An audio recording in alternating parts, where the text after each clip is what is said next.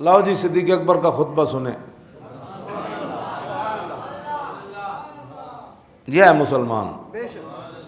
نہ آپ نے فرمایا میں گلیاں بنوانیاں، نہ آپ نے فرمایا کہ میں تھوڑی سڑکاں بنوانیاں، نہ آپ نے فرمایا میں تمہیں روٹی کپڑا اور مکان دینا. کیوں جی؟ نہ ایک ہے کہ میرے نزدیک سارے جناب وہ ٹھیک ہے تو میں مورتیوں کے اندر بھی جاؤں گا، میں چونکہ سب کا خلیفہ بناؤں. آپ دا خطبہ سنو. بسم اللہ الرحمن الرحیم. ایھا الناس فإنی قد ولیت علیکم ولست بخیرکم. واللہ تو دمانا میں بنیا، ولی تو دمانا مجھے بنایا گیا. فرمایا میں بنیا نہیں، مجھے بنایا گیا. ولست بخیرکم، اور میں تم سے بہتر نہیں ہوں.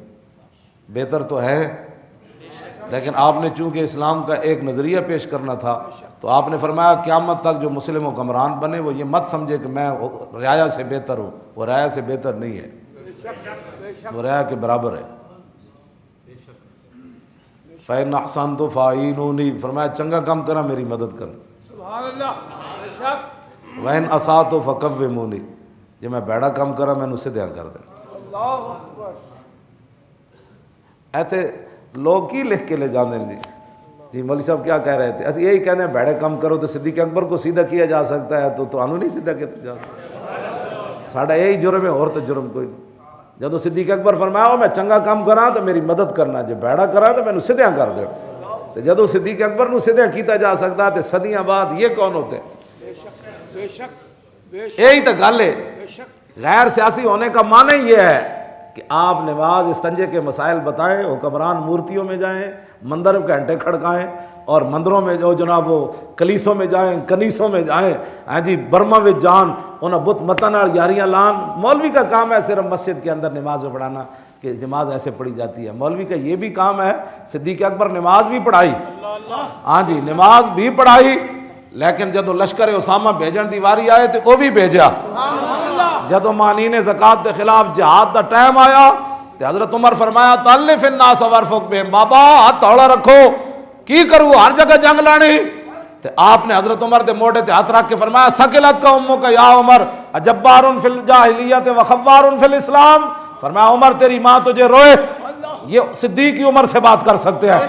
فرمایا یہ کیا بات کر دی تو نے؟ جاہلیت میں تو بڑا سخت تھا، نرم ہو گیا. لو منعونی قالا لجاہدتہم اینقص الدین وانا حی قد تم الوحی. آپ نے فرمایا صدیق کے ہوتے ہوئے کوئی زکوٰۃ نہیں دے گا. حضور میں مکمل دین دے کر گئے. جو زکوٰۃ تو بڑی دور کی بات ہے، جو اونٹ لائے گا اور اس کا گھٹنا باندھنے کے لیے رسی نہیں لائے گا، صدیق اس کی بھی گردن کاٹ کر رکھ دے گا.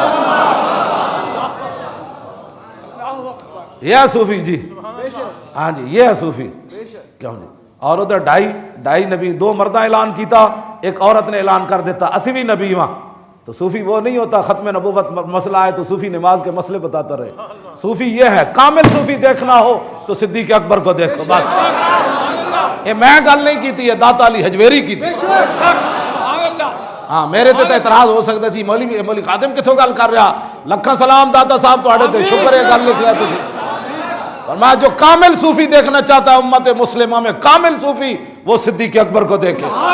نماز پڑھانے کا ٹائم آیا، نماز پڑھائی. لشکر اسامہ روانہ کرنے کی باری آئی، لشکر اسامہ روانہ کر دیا. مرتدین کے خلاف جہاد کرنے کا وقت آیا، صدیق اکبر وہاں کھڑے ہو گئے. جب ختم نبوت کا مسئلہ آیا تو صدیق اکبر بنایا ہوا قانون خود توڑ دیا.